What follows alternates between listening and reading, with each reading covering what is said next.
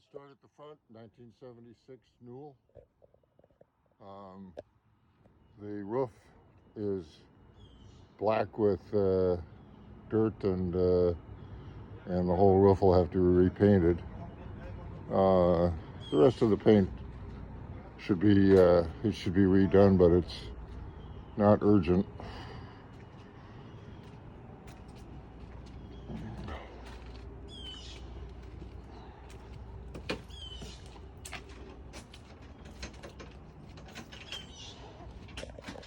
Going down the side, it's all straight.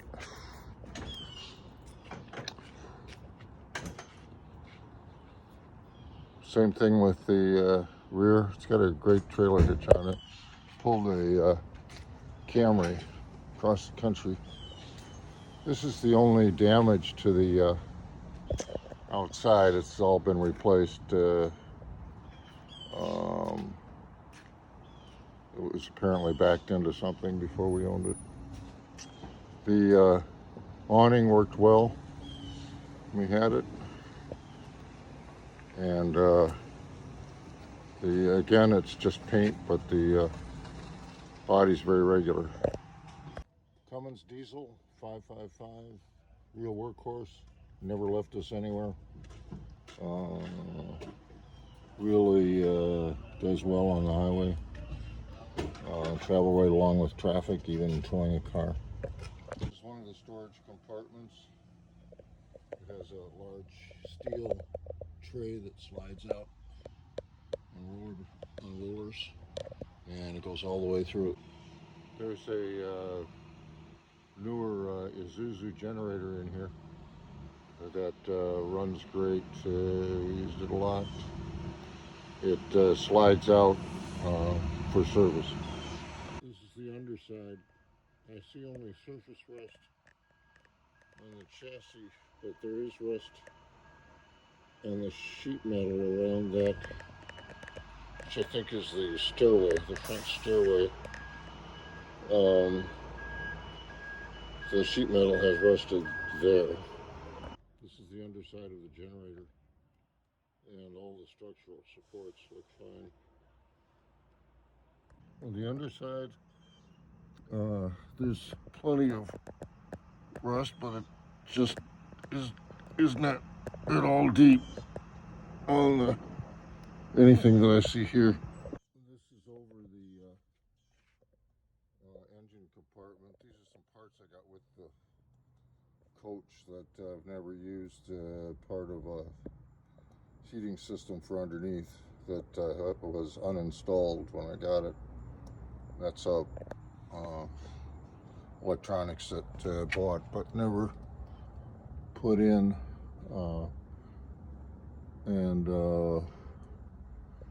This is the other side of the Cummins, and again, there's no rust through on the that I can see on the bottoms of these compartments.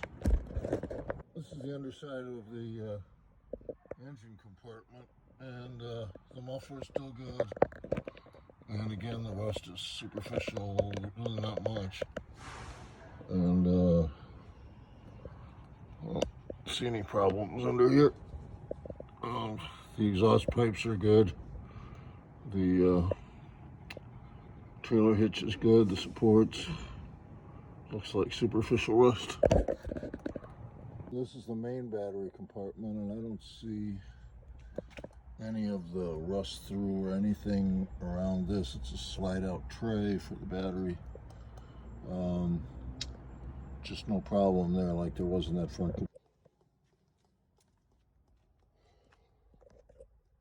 Our storage closets over here. 12 volt and 110 fuses and circuit breakers in the aft cabin, all laid out and labeled. I cut these open to provide a bookshelf, and it's worked out well. We put a bungee in front of them when we're traveling. Updated the lighting a little bit.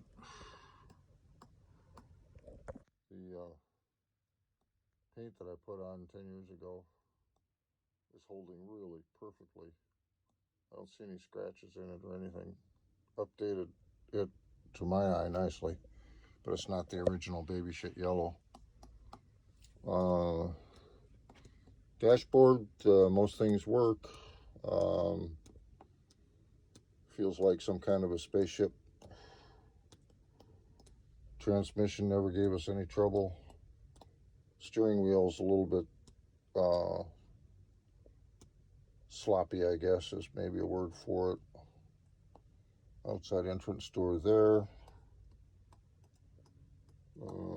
Put in a new sound system. This is where TV can go. We just had a flat screen, and I've forgotten what we put in here. We had a flat screen that was right here in the middle. We could move it around, face it one way or the other. Another thermostat, storage compartments. Dinette, very nice.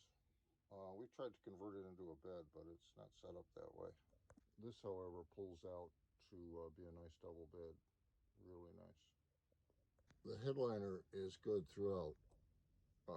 There's not a mark on it. The air conditioners worked fine when we had it, and look, there are 3 of them, and it's just almost spotless.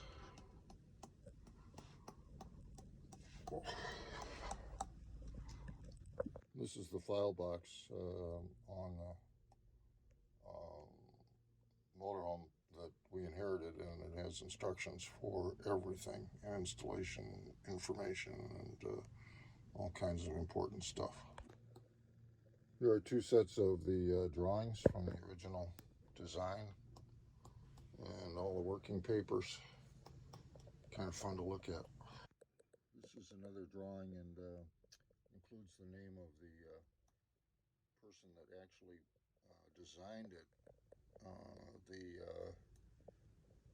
fellow I bought it from took it over. I think the Flanagans never took possession of it, and it was sold to the fellow that I bought it from Newell. There's a letter from the president of Newell at the time, following up on the original owner's visit.